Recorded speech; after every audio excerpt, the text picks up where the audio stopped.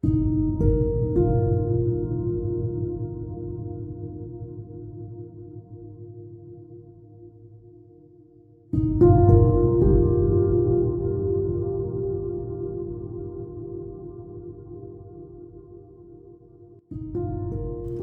evolved, modern human beings have been living in what we now call Virginia for many thousands of years. The Cactus Hill site south of present-day Richmond, one of the oldest archaeological sites in the Americas, is believed to have been occupied by human beings as much as 20,000 years ago. Many archaeologists now believe the eastern coastal plain of what is now the United States was settled by explorers from Europe traveling by boats along glacial coastlines during the last ice age. Over thousands of years in the Americas, human beings developed into distinct cultural and linguistic tribal groups. At least 3 primary linguistic groups settled in what is now Virginia. The cultural geography and settlement patterns followed along distinct geological formations, with the Iroquoian-speaking Cherokee along the Ridge Valley systems of the Appalachian Plateau to the west, the Siouan-speaking Tutelo, Saponi, Occaneechi along the Roanoke River as it courses through the Blue Ridge and across the Piedmont, and the Monacan and Manahoic tribes in the central and southern Piedmont between the mountains and the fall line, now central Virginia. Below the fall line of the rivers, the principal federation of tribes was the Algonquin Powhatan, with well over 30 tribes sprinkled throughout the coastal plain, up and down the rivers, and along the eastern shore. The English were playing catch-up with other Europeans as they made efforts to explore and settle the Americas. By the time Jamestown was founded in the spring of 1607, the English had already been preceded by the Portuguese, the French, and the Norsemen of Scandinavia. Even the Spanish had already had a Christian mission site in what is now the Virginia Piedmont as early as 1570, decades before Jamestown. John Smith's 1612 map of Virginia was a seminal achievement of the era, offering the most comprehensive account of the settlement patterns of various indigenous people in the region, including the sites of named villages. Smith's 1612 map included specific descriptions of the location of the Monacans in the central Virginia Piedmont, what is now Albemarle County. The map identified primary Monacan village sites for the first time, including Rossawick and Montezuma. Scholars believe the Monacan people and their descendants migrated out of the region prior to English settlement in the early 1700s, but they did not disappear altogether, and their historic occupation of the land was noted by contemporary observers. Thomas Jefferson wrote about seeing the native people on occasion near Monticello. He even led an excavation of an indigenous burial mound in 1783 and published the results. That study is noteworthy for having been the first scientific archaeological investigation in the Americas. Here are students and their teacher at the Bear Mountain Indian Mission School on the Monacan settlement near Bear Mountain in Amherst County, 1914. Amateur photographer and educational reformer Henry Jackson Davis took this photo as well as approximately 6,000 others in the early 20th century to document the poor conditions of rural schools in marginalized African American and Native American communities. Despite the efforts of long-standing Jim Crow-era legislation aimed at denying their existence, the Monacan people managed to preserve their identity and culture. They were at last officially recognized as a tribal nation by the Commonwealth of Virginia in 1989, but not by the U.S. government until 2018. English colonists finally established a permanent settlement at the falls of the James River, its highest navigable point, Fort Charles, which became a bustling trading post for animal furs, hides, and tobacco. William Byrd II later founded the town of Richmond on this site in 1742. In 1646, Fort Henry was established at the falls of the Appomattox River, later Petersburg, and in 1676, a fort was established at the falls of the Rappahannock River, which later became Fredericksburg. In the 1730s, extensive land grants in the Shenandoah Valley were given to Quaker families in Pennsylvania to encourage settlement both for economic reasons as well as to provide a buffer to the native Indian population to the west, which would in turn encourage further settlement in the Piedmont. In 1731, there were more land grants made in the valley to Scots, Irish, and German settlers from the north. These early European settlers followed the Great Wagon Road, moving south up the valley into Virginia.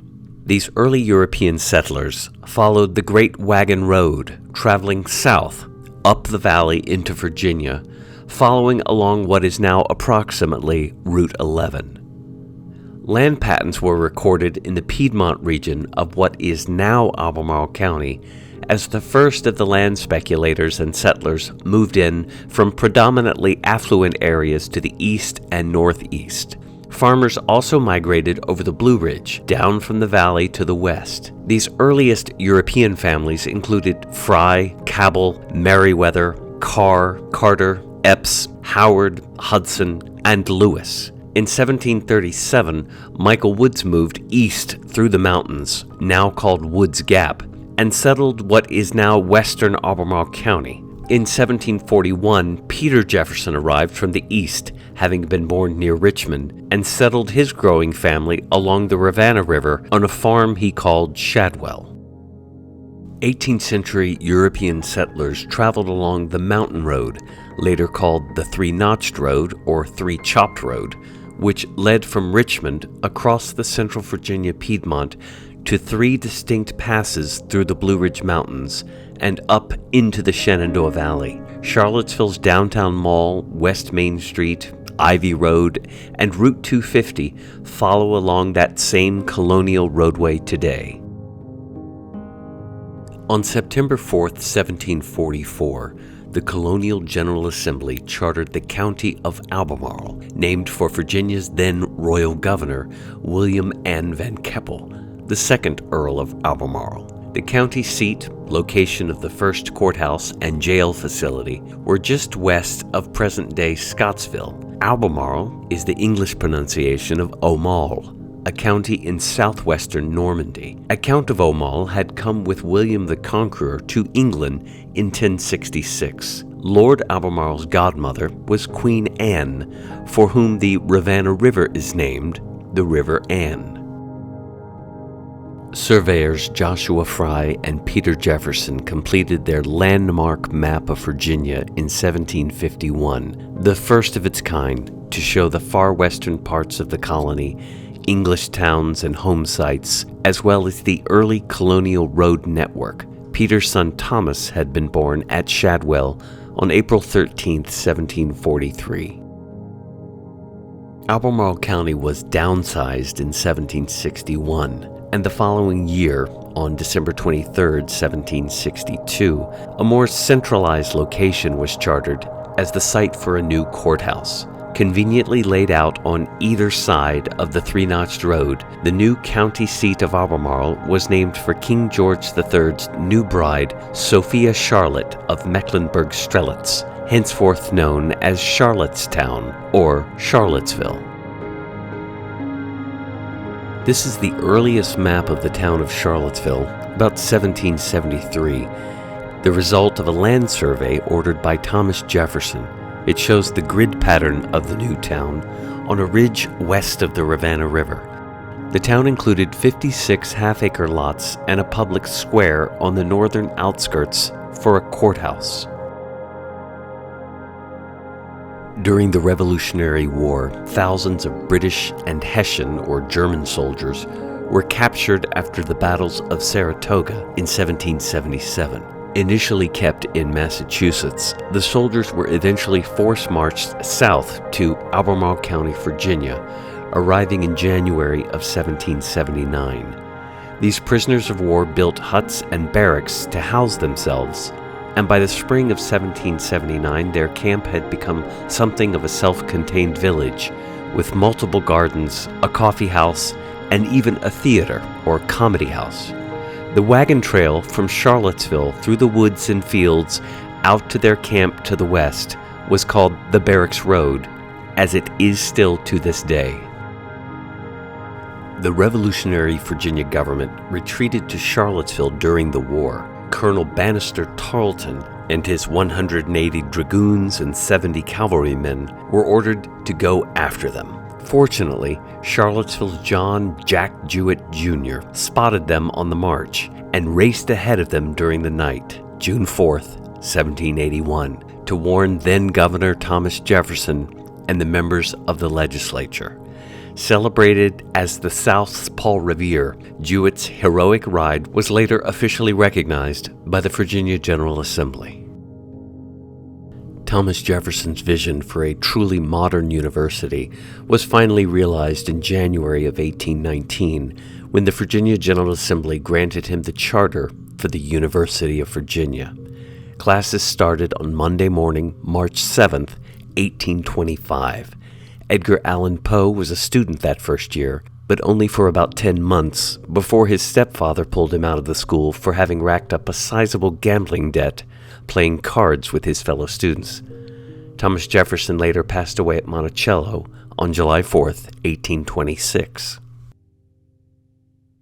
From August 1814, this is the first sketch Thomas Jefferson ever made of what would eventually become the University of Virginia. As first envisioned, the pavilions were much smaller and all looked identical, and there was no rotunda nor ranges in his original plan. The Louisa Railroad Company was founded in 1836, later known as the Virginia Central, and ultimately the Chesapeake and Ohio in 1868. It began its expansion west through Albemarle from Gordonsville. Hundreds of Irish immigrants and their families settled in Central Virginia to work on building the rail lines. They christened a part of town as Vinegar Hill, after the famed Irish Battle of Vinegar Hill against the British in 1798. On June 27, 1850, the first train arrived in Charlottesville, and it reached to the Meacham's River by 1852. It was on Christmas Day, 1856, under the leadership of French engineer Claudius Crozet, the Blue Ridge Tunnel was holed through. It was only 6 inches off, perfect alignment. By 1860, the north-south tracks were also in, and trains were running between Charlottesville and Lynchburg as part of the Orange and Alexandria line. As part of moving supplies for World War II, the C&O replaced Crozet's historic tunnel with a new one. Their alignment was 4 feet off. Despite the fact that most of the Civil War was fought in Virginia, the Charlottesville area saw very little actual combat. Aside from a skirmish north of town at what is now the Rio Hill Shopping Center on Route 29 North, Charlottesville and Albemarle were spared much of the horrors of battle that had devastated much of the rest of Virginia.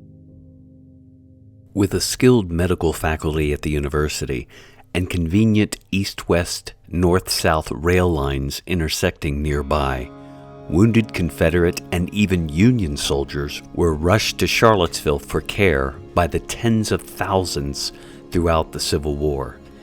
Any available public and private buildings were used to treat the soldiers, including classrooms and dormitories at the University of Virginia, all of which were collectively referred to as the Charlottesville General Hospital.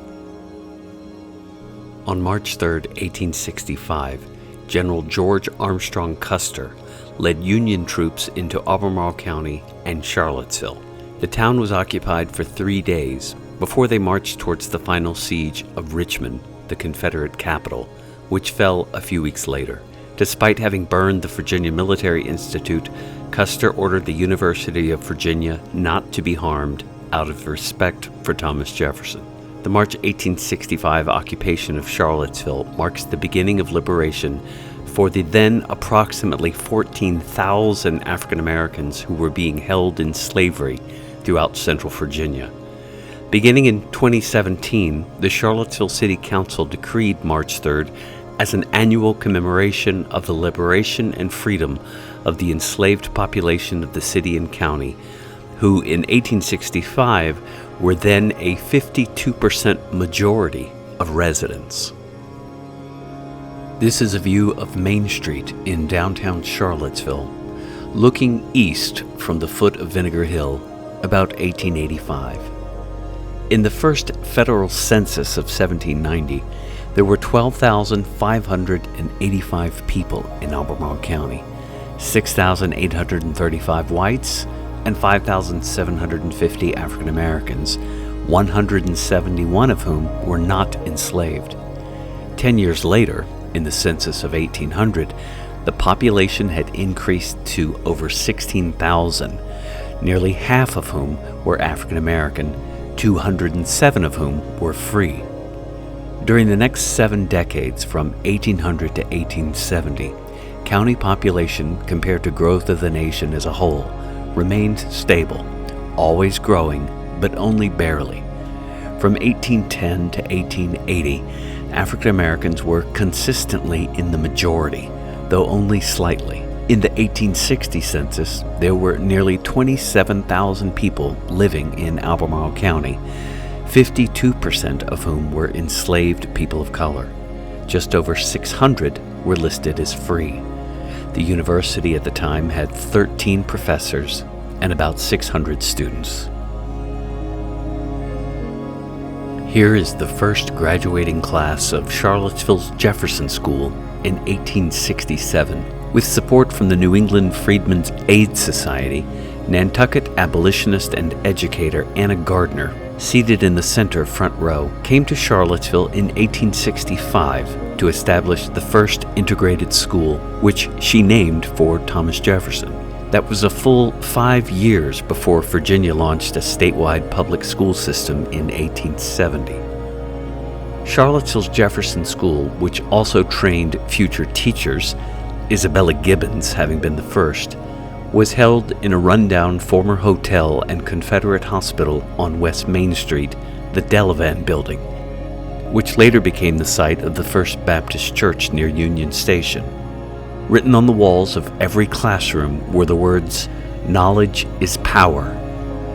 The Jefferson School was formally adopted into the Albemarle County public school system as a segregated school for children of color in 1871. The Jefferson Graded School Building was erected at the corner of 4th and Commerce Streets in 1894, a new home for the segregated public school for children of color. It was strategically sited between 2 predominantly African American neighborhoods, Star Hill and Vinegar Hill. By design, the school stopped at the 8th grade. Students interested in pursuing their education into high school and beyond had no option but to go to schools outside the area or even outside the state. It was not until February 1926, thanks to lobbying by parents, community, and church leaders, that Charlottesville at last opened an additional Jefferson School campus nearby this building that included a high school curriculum for African American students. The 1894 school in this photo was later torn down in 1960, but the 1926 school building has been preserved and today houses Charlottesville's African American Heritage Center. The first known photographs of Thomas Jefferson's Monticello were taken by Charlottesville photographer William Rhodes in the winter of 1867-68.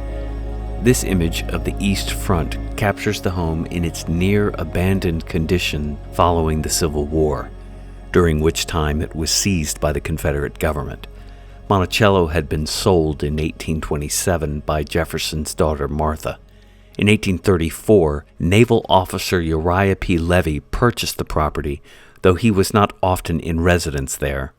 Confederates seized the property from Levy, but in 1879, following years of extensive court battles, Monticello was finally returned to the ownership of his nephew, Jefferson Monroe Levy. In 1923, Jefferson Monroe Levy, who served as a U.S. congressman in the early 1900s, agreed to sell Monticello for $500,000 to the newly founded Thomas Jefferson Memorial Foundation. The following year, the foundation opened the home to the public for the first time as a memorial to Thomas Jefferson and his ideals. The foundation continues to own and operate the estate today. Ormondo Gray's 1877 New Map of Charlottesville and surrounding properties in Albemarle County was first published in his 1878 Atlas of the United States. About 30,000 people lived in the county in this period, which included roughly 2,800 people on 170 acres in the town of Charlottesville, the majority of whom were African Americans. After the town of Charlottesville was founded in 1762, a modest wood-framed courthouse was built on this site. It was later replaced in 1803 by a two-story brick structure that still forms the northernmost, now rear portion of the courthouse. The statue honoring deceased Confederate soldiers was installed in front of the courthouse in May 1909. A decorative fountain for horses is visible on the right. Here is an incredibly rare photograph of Court Day in Charlottesville from about 1900.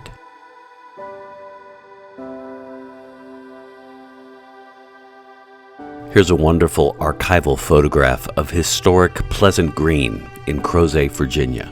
According to county historic records, the original log cabin portion of this home was built around 1815. Jeremiah Whalen purchased the property and expanded the house in 1832. Claudius Crozet took room and board at Pleasant Green in 1849 when he surveyed the area for the construction of the Greenwood and Blue Ridge Railroad tunnels. After a rail stop was established just steps away from the front door in 1876, this home operated as a popular tourist destination for travelers seeking respite in the Blue Ridge Mountains. The rail stop was named for Crozet, and the town that grew up around it took that name as well. Pleasant Green was once the center of community social life in western Albemarle County, which in the late 19th and first part of the 20th centuries was one of the most robust fruit-growing regions in the entire country. Pleasant Green stands today as the oldest surviving residential structure in the area, though at the time of this writing is slated for demolition to make way for the construction of new homes. This area east of the town of Charlottesville, where Moores Creek runs into the Rivanna River, had originally been referred to as Piraeus, after the historic main port of Athens. This was the industrial hub of the region throughout the 19th century. Since the late 1700s, the site had been the home of various milling operations: wool, flour, lumber, known collectively as the Charlottesville Manufacturing Company. The railroad bridge and those buildings were burned when Union troops marched on Charlottesville in 1865. Following the Civil War, Henry Clay Marchant reopened the site as the Charlottesville Woolen Mills, which produced some of the most sought-after woolen fabric in the country, used in everything from Brooks Brothers suits to postal and police officer uniforms. An entire community took shape around the mill, serving the employees with their own store, school, and chapel. After World War II, when synthetic fabrics and polyesters gained popularity, the woolen mill lost much of its market share. It closed down on Friday, October 31st, 1962. Many of the original buildings have since been torn down. In early 2019, a $25 million renovation project was launched to turn the historic mill site into the new corporate campus of a high-tech firm.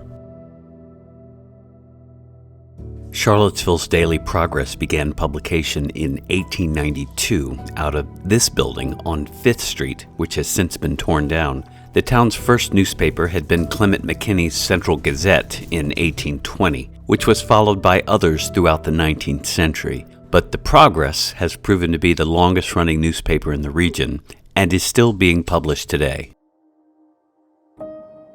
The town of Charlottesville officially became an incorporated city with its own municipal government, taxing authority, and court system separate from Albemarle County by an act of the General Assembly on March 2, 1888.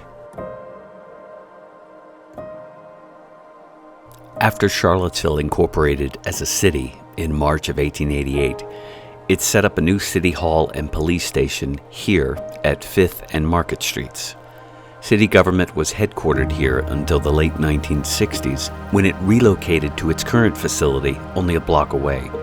This old city hall was razed in 1968, as was the original city armory behind it. That entire block became the site of the new Market Street parking garage. Much of the original wall seen in this photo, along the sidewalk facing 5th Street, survives to this day. On Tuesday, June 14, 1887, a mule-drawn streetcar went into operation on Main Street in Charlottesville, connecting downtown to stops along West Main Street. An extra mule was needed to pull the car up Vinegar Hill, which was much steeper in those days. The mule would be unhitched at the top of the hill and would walk itself back down and wait for the next car. Charlottesville streetcars were electrified in 1893. By 1912, the tracks were extended west to the University of Virginia, despite opposition on the part of students who had argued that the 5-cent rides were not a modern convenience, but a tourist gimmick that would bring unwelcome locals into the university neighborhood. In 1914, shortly after Rugby Road was paved for the first time, the streetcar went all the way up to what is now Beta Bridge. That made it much easier to get out to UVA football and baseball games at Lambeth Field, which had first opened in 1902 and unveiled its new concrete bleachers and colonnade in 1913. The electric streetcars were decommissioned in 1935 and replaced with buses. Here's a photograph of the UVA corner about 1898. The building at the extreme right, which was the university bookstore and post office, is now the site of an entrance gateway on Hospital Drive. The 1890 Anderson Brothers bookstore building in the middle of the photograph is now the site of a CVS. The wood frame building on the left was replaced by a larger brick structure in 1925, first home to Dr. Shep's University Drugstore, later the University Market, and beginning in the summer of 1976, it was home to Little John's Deli. Originally known as the Bridge of Scores among UVA students, this railroad trestle was built in 1901 near the entrance to the university grounds at the UVA corner.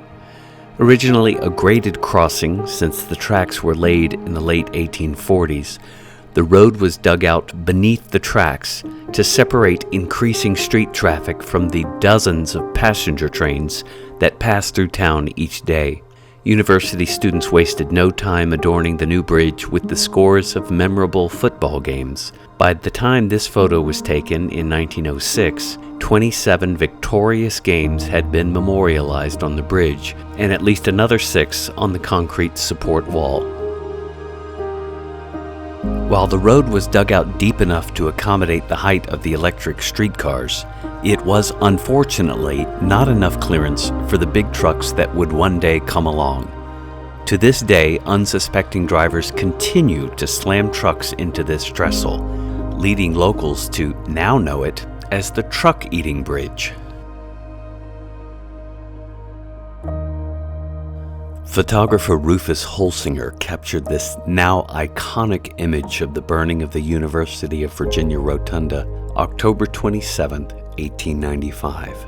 On that Sunday morning, thousands of people came running from their homes and church services to watch the fire. No one was killed in the blaze, the result of faulty electrical wiring which had only recently been installed. The rotunda and its 1853 North Annex were completely destroyed. Faculty, students, and townspeople risked their lives to save furniture, school supplies, and the thousands of books in the university library. Eyewitness reports say the dome crashed in about noon. Famed architect Stanford White led an effort to rebuild Jefferson's rotunda, which included some of his own design ideas for much of the interior. White also designed 3 new classroom buildings as well, which were erected opposite the rotunda at the foot of the lawn, despite the fact that Jefferson had wished that view to remain open. The open view to the south, he'd once written, will be symbolic of the limitless freedom of the human mind. The Charlottesville Canning Company opened for business in the summer of 1905, manufacturing canned fruits and vegetables for what was then a fast-emerging national market for such products, with an abundance of nearby farms producing the needed materials, a surplus of labor, and at the hub of an established east-west, north-south rail network, Charlottesville was an ideal location for such a venture. The Canning Company was recognized at the time as a symbol of Charlottesville's emergence as an industrial manufacturing community. Despite the failure of the Canning Company, it shuttered its doors within a few years. The next few decades saw an increasing number of successful manufacturing and light industry enterprises in Charlottesville and Albemarle. From the nationally recognized woolen mills along the Rivanna River, to the Frank Ix & Sons silk mill, to Morton's frozen foods in Crozet. Though the building in this photograph has since been torn down, thanks to research by historical archaeologist Steve Thompson, we know that it used to stand in what is now the parking lot for Southern States on Harris Street. Celebrated educator, mentor, and community leader, Benjamin Tonsler is remembered as one of the most influential and inspiring men of his age. Born in 1854 in Albemarle County, he graduated from Hampton University, then returned to teach at the Jefferson Graded School in Charlottesville. He was principal of the school from 1895 until 1917, when he died after a short illness. He is pictured here with some students about 1910. Tonsler Park on Cherry Avenue in Fifeville is named in his memory. One of the earliest, though short-lived, theater and live music venues in the town, the Jefferson Opera House and Auditorium opened at 6th and West Main Streets on September 16, 1896, and succumbed to a tragic fire on November 28, 1907. This site is today a parking lot and a toy store. James Rinaldo Cox, on the left, purchased this home at 611 East Main Street in the 1880s. It was here that he launched his poster and sign company. His nephew, W.E. Jackson, on the right, eventually took over the business. Jackson was the son of Rinaldo's sister, beloved Jefferson School educator Nanny Cox Jackson. With countless billboards, the Jackson Poster Company enjoyed tremendous success across multiple generations. At one time, it was one of only 2 outdoor sign companies in America that was owned by African Americans. This family home was razed in the late 1960s and is now the site of Charlottesville City Hall. Textiles, lumber, quarrying, even a pencil factory all proved to be important sectors in the regional economy throughout much of the 20th century, just as the viability of farming was on the decline. Like much of the rest of the country, most of the manufacturing and industrial jobs were lost to automation or the allure of less expensive labor elsewhere. Most of Central Virginia's factories began to close in the 1960s and 70s, though a handful of successful companies still prosper in these sectors in the region to this day. The Ix & Sons textile mill was opened from 1928 to 1999 and was among the largest employers in the region. Since the demise of large-scale manufacturing, many other successful entrepreneurial efforts have been based in Central Virginia, including Macmillan Publishing Services, Crutchfield, State Farm, Klockner, the CFA Institute, as well as a growing number of high-tech and biomedical enterprises. For over a century, the John Ferris Bell Funeral Home has served the Charlottesville region, now the oldest African-American owned business of its kind in Central Virginia. Bell, above left, was born in Petersburg in 1890. After graduating from Hampton University and studying in Chicago, he founded his business in Charlottesville in 1917. He was later joined by his three sons, from left to right, John, Henry, and Raymond.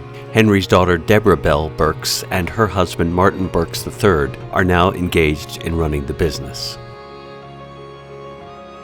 Here's an early image of the Chesapeake and Ohio Railway Depot, 1905. Passenger rail service first came through Charlottesville in 1848 with the Louisa Railroad, which became the Central Virginia Railroad in 1850, and the Chesapeake and Ohio Railway in 1869, which linked the Chesapeake Bay to the Ohio River. The C&O unveiled this all-new Charlottesville depot on Water Street in 1905, replacing a smaller 1883 wood-framed building.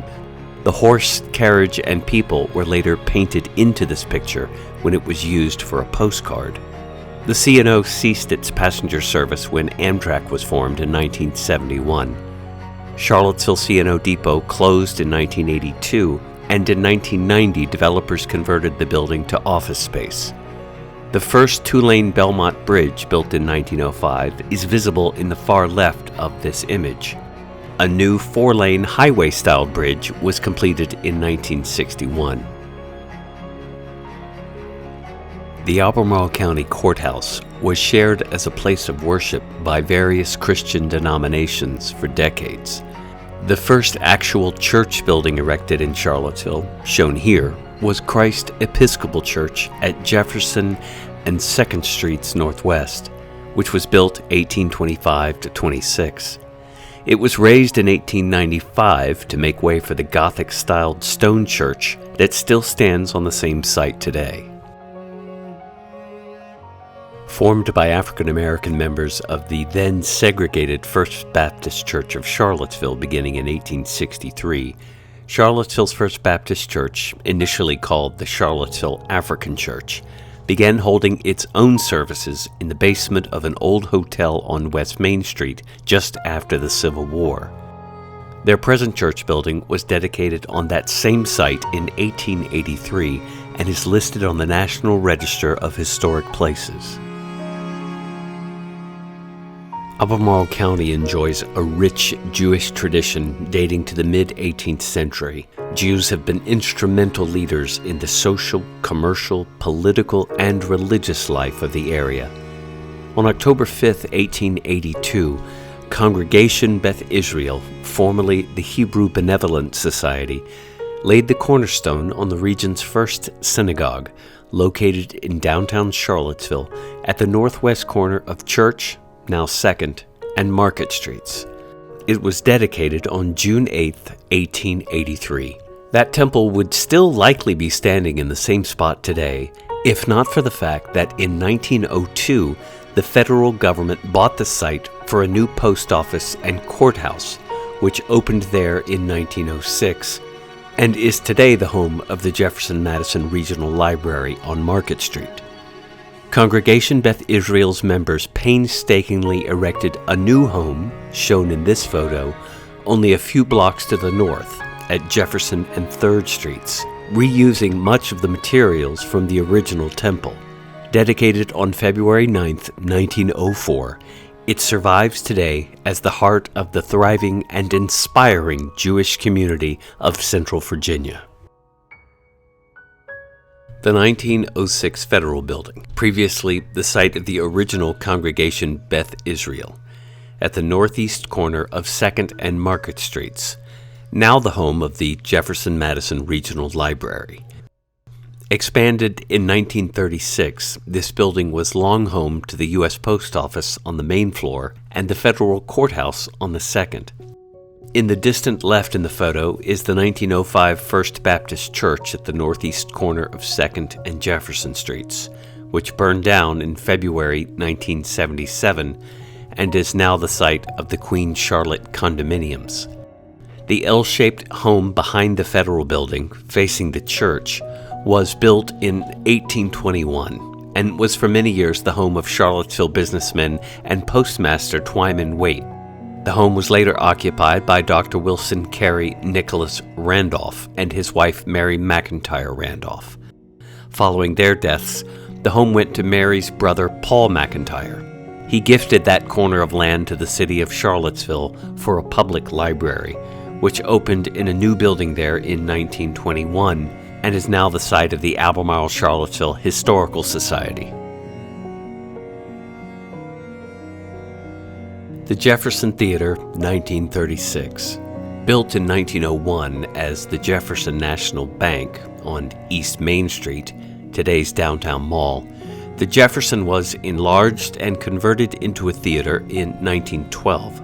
A combination silent movie house and vaudeville stage, the Jefferson was host to a number of popular films and performers over the years, including magician Harry Houdini. Other downtown movie theaters followed: the Lafayette in 1921, which is now the site of York Place Shops and Apartments, the Paramount Theater in 1931, Vinegar Hill Theater in 1976, and the University Theater at the corner, which was there from 1938 until 1990. After struggling under various names for many years as a second-run movie theater, the Jefferson was sold to music promoter Corn Capshaw in 2006, who launched a multi-million-dollar renovation project and has since reopened the historic venue as a live music hall.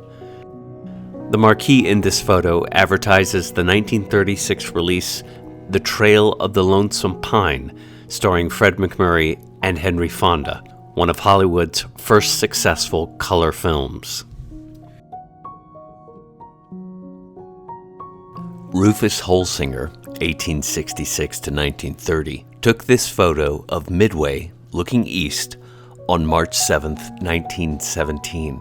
This part of town at the crest of Vinegar Hill, along the historic three-notched road, later West Main Street, was known throughout the 19th and early 20th centuries as Midway, or sometimes Midway Square, being roughly midway between the original downtown Charlottesville at Court Square and the University of Virginia. This photo was taken 2 years before the Lewis, Clark, and Sacagawea statue was installed. The 1894 Midway School is in the center, built on the site of the historic 1818 Midway Hotel. This school served the city's white children, elementary through high school, while African American children attended the nearby Jefferson School. The McGuffey Primary School opened in 1916 for white elementary school children. It is today the home of the McGuffey Art Center. This is the Jefferson School's 6th grade class, 1928 to 1929, with their teacher, Rebecca McGinnis, in the back. Mrs. McGinnis was born in Charlottesville in 1892. Educated at Hampton University, she taught at the Jefferson School from 1915 until her retirement in 1960. She lived another 40 years after that, passing away in 2000 at age 107. She is remembered fondly by generations of students and friends. Opened as the Janie Porter Barrett Day Nursery in 1935, the Barrett Early Learning Center is now recognized as the oldest pre-K school of its kind in the state of Virginia. It has been located in a historic home on Ridge Street since 1958. Nurses with the University of Virginia's 8th Evacuation Hospital Unit, which served during World War II from 1942 to 1945 in both Northern Africa and Italy. The 8th EVAC received numerous awards and commendations for its service and served in the war longer than any other American hospital-affiliated medical unit.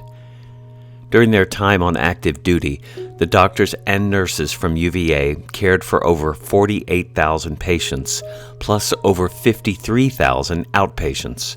Remarkably, despite being on the front lines in battle in the Italian mountains, only 253 of the patients in their care passed away, less than 0.5%. Charlottesville's thriving Greek community broke ground on Central Virginia's first Greek Orthodox church on Tuesday afternoon, August 25, 1953, exactly 50 years since Nicholas Vell of Sparta had made Charlottesville his home. Known as the ambassador of the local Greek community, Vell helped to establish numerous immigrants and Greek families in the Charlottesville area. They were inspiring leaders in the business and civic life of the region and continue to be so into the 21st century. This historic church at Perry and McIntyre Roads is still the heart of Charlottesville's Greek community to this day. Celebrated award-winning Charlottesville photographer and University of Virginia alumnus Edwin Flash Roseberry captured this classic image of shops along the UVA corner in November 1950 with his new 1950 4x5 Pacemaker speed graphic camera. Mincer's Humidor had first opened in a cramped space off an alley at the UVA corner in July 1948. In the summer of 1954, the pipe shop relocated up the street to this much larger space where it continues to this day. The pipes and tobacco gradually gave way to t-shirts and sportswear.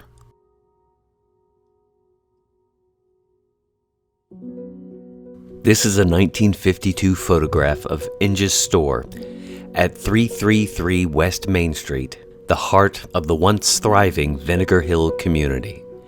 This building was fortunately spared when most of the area was razed in the early 1960s as part of an urban renewal. It has been the site of various restaurants since the market closed in 1979. To the left is the Model Steam Laundry Cleaners. After graduating from Hampton Institute, George P. Inge came to Charlottesville to teach in the public school system. In 1891, at age 28, he began a business career as owner-operator of Inge's Grocery, which was continued by his son Thomas Inge Sr. until 1979. The Inge family of 9 children, among whom there were 4 teachers, 2 medical doctors, a college professor, and 2 businessmen, originally lived upstairs. Mr. George Inge was active in civic, social, educational, and religious affairs. At one time, he served as chairman of the local Republican Party. Public hotels refused to accommodate black visitors, and private homes had to fill in this void. The Inge family often had famous black guests staying at their home, including Booker T. Washington, who was a classmate of Inge at Hampton Institute. Following an educational program for children of color advocated by Booker T. Washington, emphasizing vocational skills, industrial training, and domestic science, the Albemarle Training School opened on Hydraulic Road in the 1890s. Its longtime teacher and principal, Mary Carr Greer, had been born and raised nearby and continued to live on the family's Riverview farm, now the Ivy Creek Natural Area. Under Greer's leadership, the school transformed its curriculum to a modern 4-year high school education. After the city and county opened Burley High on Rose Hill Drive for African American students in 1951, the Albemarle Training School became an elementary school before finally closing in 1959. This is the intersection of Emmett Street and Barracks Road in a July 1948 photograph by Ed Roseberry. A gas station turned roadhouse, Carol's Tea Room, was located here from 1937 to 1957, one of the most legendary night spots in UVA and Charlottesville history. It is now the site of a bank at the Barracks Road Shopping Center, and this once rural crossroads has become one of the busiest intersections in Central Virginia. The Colonial Grocery Store was one of the first shops to open as part of the new Barracks Road Shopping Center, which held its grand opening celebration on Halloween weekend, 1959. The nearby 7-day shopping center, now Meadowbrook, and the University Shopping Center on Ivy Road had both opened before Barracks. But the Barracks Road Shopping Center was the first really large-scale suburban shopping experience Charlottesville had yet seen, a true expression of the car culture and growth of the 1950s. Colonial is now the site of a Kroger grocery and ABC store, and the shopping center has since expanded with multiple shops both to the north and the south. Ken Johnson's cafeteria at Barracks Road Shopping Center was among the most popular eateries in Charlottesville from the 1960s into the 1980s. The business was founded by former regional manager for Morrison's Cafeteria, Hubert Burt Leonard Johnston, with financial support from Mr. Kenny in Roanoke, the name of the business being something of a compromise between the owners. Famous for its homemade spoon bread, macaroni and cheese, Ken Johnson's was later sold to restaurateur Ralph Mustard before it finally closed. George R. Ferguson Jr. is remembered as one of the great civil rights leaders of Virginia in the 20th century. A former president of the local NAACP, he helped to lead the effort to desegregate the UVA hospital as well as public schools in Central Virginia. Ferguson's father was the first established African-American physician in Albemarle County. Rather than follow his father into medicine, Mr. Ferguson pursued a career in the mortuary business, opening his own funeral home in Charlottesville in 1941, which he operated quite successfully for many decades until his passing in 1993. Photographer Russell Rip Payne, 1916 to 1990, captured this historic moment one afternoon as children left an integrated public school for the first time in Charlottesville. Like most of the former Confederate South, in the wake of the May 17, 1954 Supreme Court decision in Brown v. Board of Education, white leaders in Virginia pledged a protest of massive resistance against any effort to desegregate public schools. On September 19, 1958, rather than accept integration, Virginia Governor Lindsey Almond ordered all white public schools closed in select communities, which included the city of Charlottesville. The move attracted national press attention. It was not until September 8, 1959, owing to a court order, that the schools were at last desegregated and children of color began to attend the formerly all-white schools in Charlottesville, 9 at Venable Elementary and 3 at Lane High School, known collectively as the Charlottesville 12. At the University of Virginia Corner, July 1948.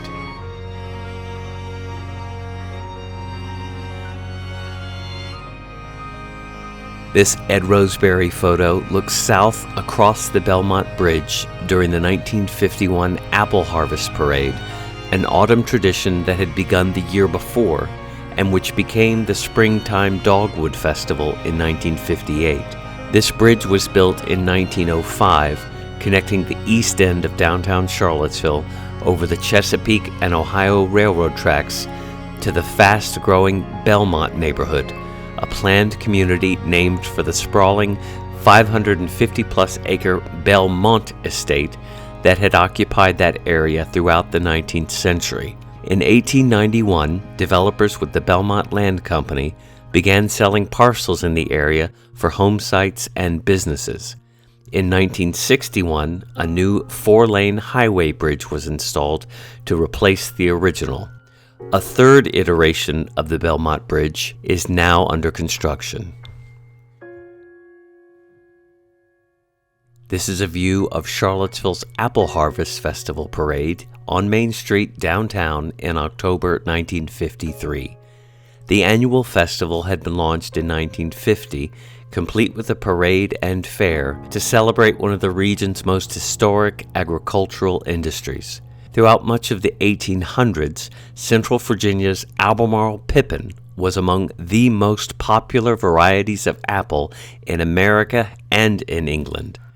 The Saturday, October 3, 1953 Harvest Festival Parade enjoyed spectacular weather in Charlottesville. Taken just before the parade began, this photo looks east down Main Street, today's downtown mall. Sears and Leggett's department stores are on the right, later the site of a Regal Cinema in 1996.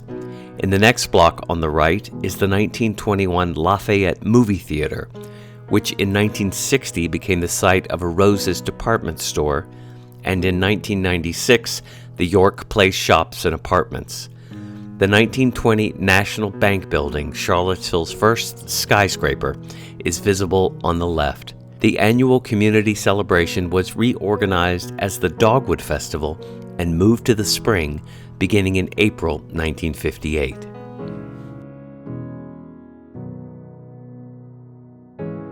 Randolph Lewis White launched the Charlottesville Albemarle Tribune weekly newspaper in October 1954, offering a more honest, balanced, and thoughtful account of African Americans throughout Central Virginia. The paper was a welcome source of local news and events in the Black community. The paper was an important and influential voice throughout the Civil Rights Movement. White led the paper until his death at 95 in 1991. Beginning the following year, the paper continued to publish under the name The Tribune until 2011. Born and raised in the Fifeville neighborhood of Charlottesville, Elmer Sonny Sampson, 1925 to 1999, was for many years the beloved band director at Jackson P. Burley High School. Opened in 1951, the school was operated jointly by Albemarle and Charlottesville to educate African American students grades 8 to 12. It became a middle school for Albemarle County in 1973. Mr. Sampson was an inspiring mentor to generations of children. The musicians he taught and led created one of the most impressive and sought-after high school bands in Virginia. In this photo, the Burley High School Band marches in the 1963 Cherry Blossom Parade in Washington, D.C.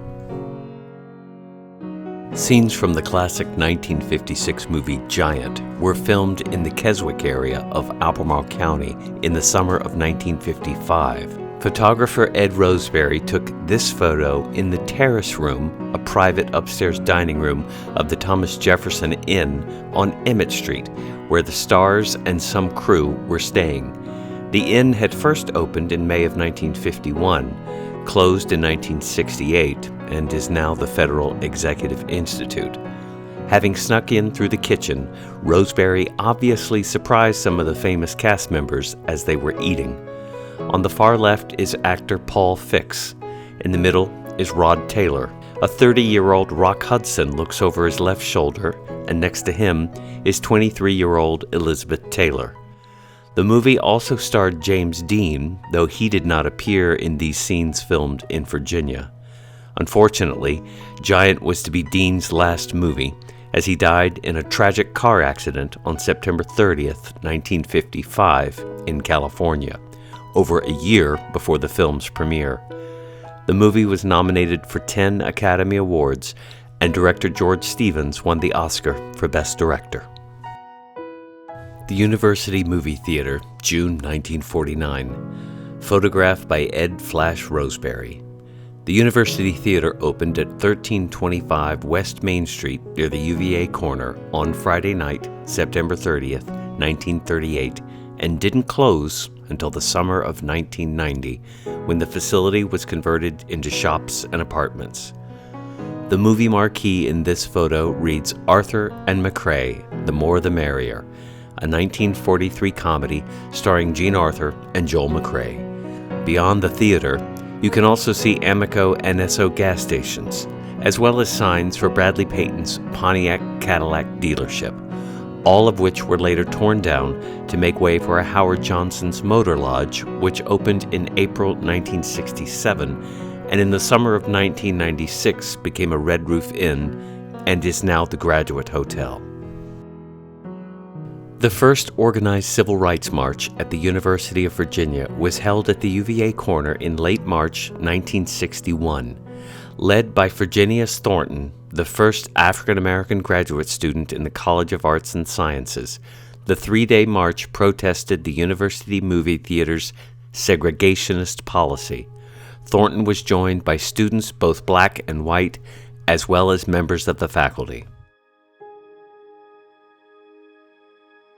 Gregory Swanson, center in this photo, won a landmark court ruling on September 5, 1950, when a three-judge circuit court panel ordered the University of Virginia to admit him to the law school. That fall, Swanson became the first person of color to ever attend any school at UVA. Swanson's case was heard in what was then the federal courtroom for Charlottesville, now the second-floor McIntyre Room in the public library on Market Street. This celebratory photo was taken just across the street in Lee Park, now Market Street Park, only moments after the ruling and only steps away from a 1924 statue that celebrated the leadership of Robert E. Lee and the lost cause of the U.S. Confederacy. From left to right in this photograph, Dr. Jesse Tinsley, Martin A. Martin, Spotswood Robinson III, Gregory Swanson, Oliver W. Hill, Thurgood Marshall, Hale Thompson, and Robert Cooley.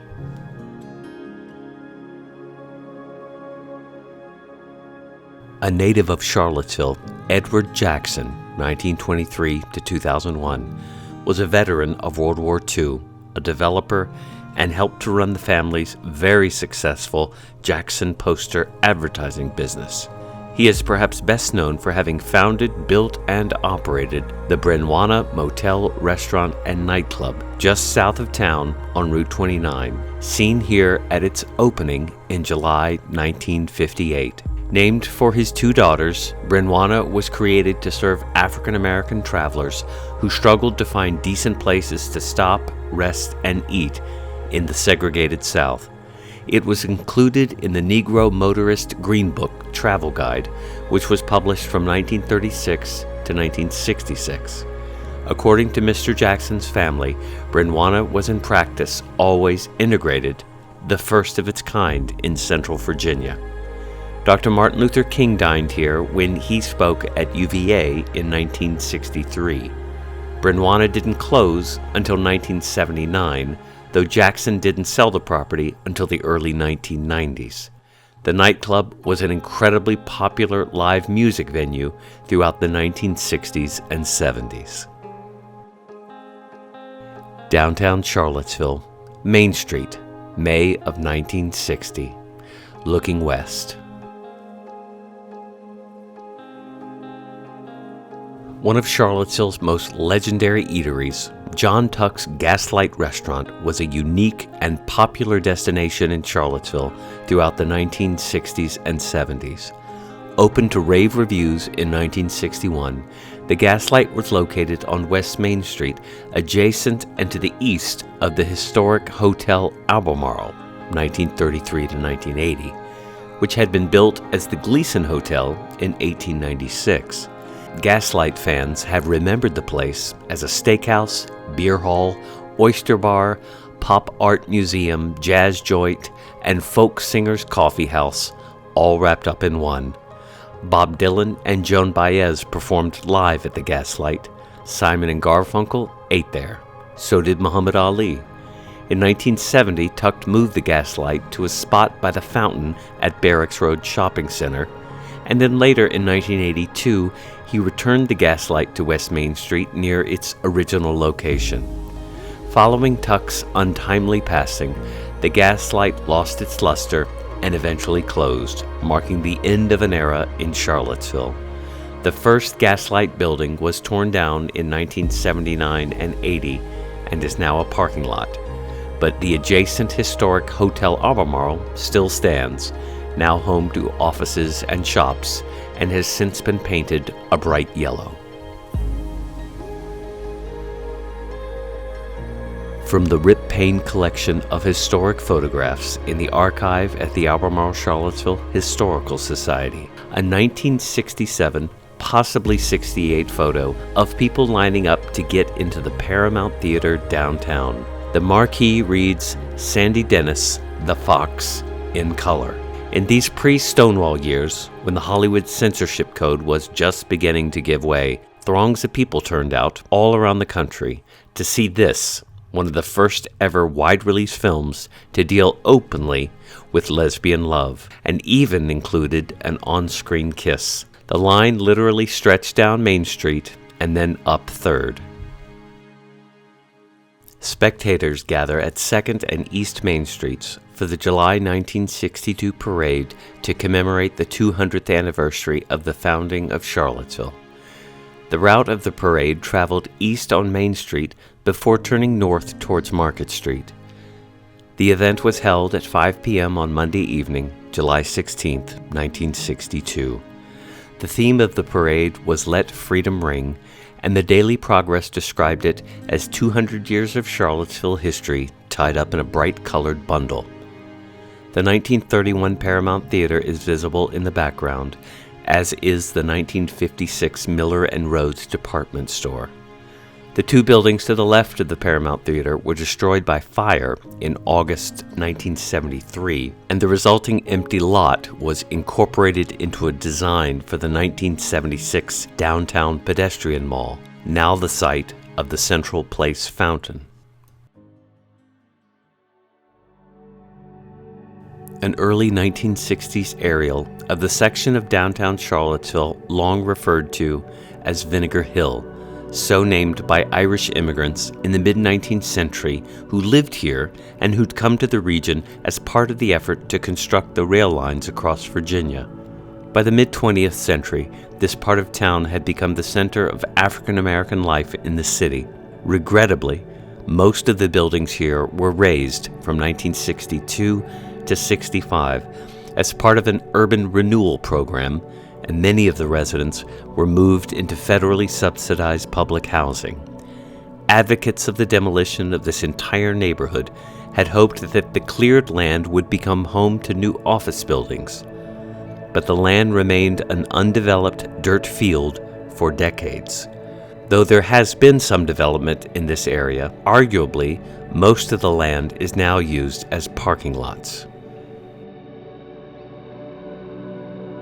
Buddy Glover's restaurant on Emmett Street near the university was the site of an historic civil rights demonstration in May 1963. Protesters, black and white, were beaten in the streets by 4 local white men. Those attacked included a white University of Virginia professor, Paul Gaston, and local NAACP leader, Reverend Henry Floyd Johnson. As Gaston remembers, the violence helped to galvanize most of the Charlottesville community to finally embrace efforts at desegregating local businesses. In spite of the violence that took place that day, Gaston remembers the event as a positive turning point in Charlottesville's history. Buddy Glover, on the other hand, rather than integrate, later closed his restaurant in protest. The building has since been torn down. Photographer Ed Roseberry took this photograph of Main Street, downtown Charlottesville, in April 1971, just a few years before construction of the downtown mall. Following years of planning and debate, not to mention a notable lawsuit in opposition, Charlottesville's downtown Main Street was converted to a pedestrian mall in 1976. This Ed Roseberry photo was taken that spring, a few months before the grand opening ceremony on July 4th. This image looks west down the mall from 5th Street near the Nook restaurant. This was prior to construction of the new Federal Building and Hotel on Vinegar Hill, so one could see all the way to the historic 1926 Jefferson School Building, the steeple of the 1883 First Baptist Church on West Main Street, and beyond that on the horizon, the 1912 John Watts Kearney House Onteora on Lewis Mountain. Also visible on the south side of the mall, on the left, is the Standard Drug Company, now a CVS. Woolworths, which closed on October 21, 1997, after 75 years, and was redeveloped as the Terraces Complex by Oliver Kuttner, and Rose's, which opened in 1960 on the site of the 1921 Lafayette Movie Theater. Rose's was later developed as York Place, opened fall of 1995 by entrepreneur Chuck Lewis. Designed by famed landscape architect Lawrence Halprin, Charlottesville's downtown mall is recognized today as one of the most successful projects of its kind in the entire country.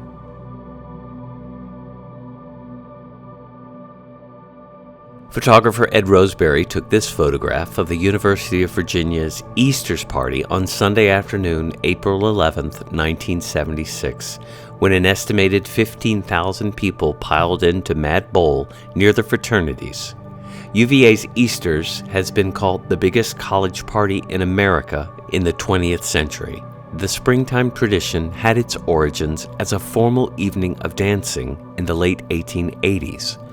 Over the course of the ensuing decades, Easter's evolved into a multi-day series of parties, dances, and music concerts that drew an increasing number of young people from up and down the East Coast. Owing to safety concerns and the changing times, the university canceled Easter's altogether in 1982.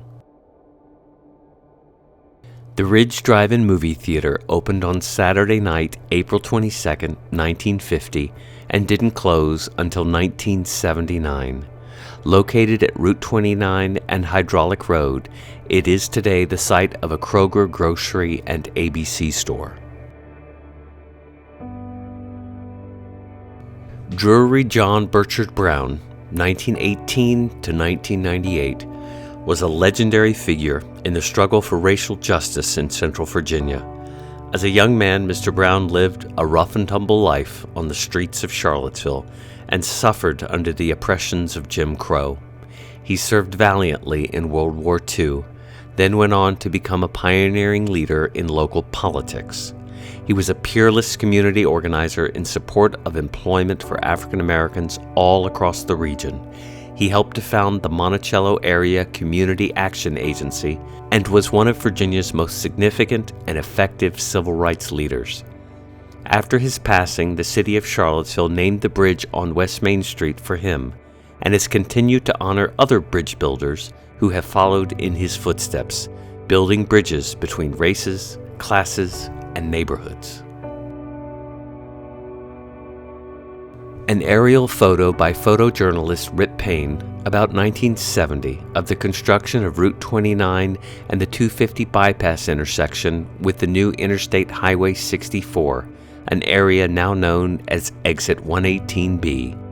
That's the future I-64 at the bottom of the image being cut through the trees, to the west, left, and to the east, to the right, plus Route 29 250 going north-south. The proposed route of I-64 across Virginia had proven to be quite controversial for many years. At one time it looked like the preferred route would go from Richmond west to Lynchburg, then through the Blue Ridge to Roanoke.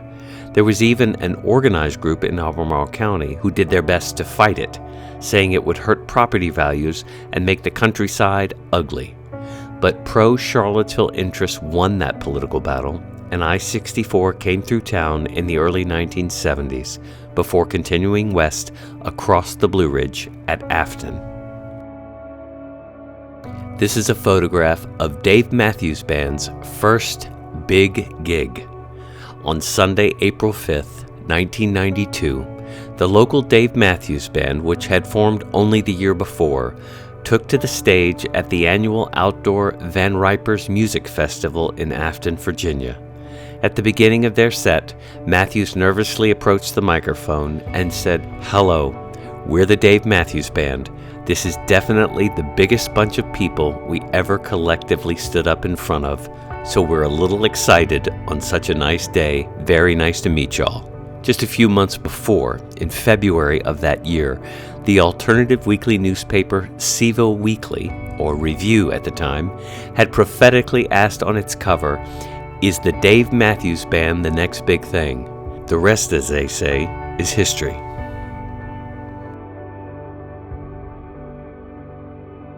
Here's an iconic Charlottesville photo on West Main Street near the junction where the C&O tracks cross the Norfolk Southern line.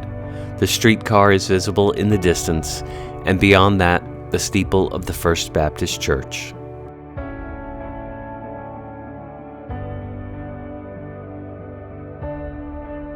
On June 24th, 1887, H.B. Mickey, the editor of the Charlottesville Chronicle, wrote these words: "Never in our history has there been such a boom in real estate. Soon we will indeed be a city. Where can investors and those seeking homes find better soil, pure air, better society, and educational advantages and a lovelier country than Charlottesville and its vicinity affords?"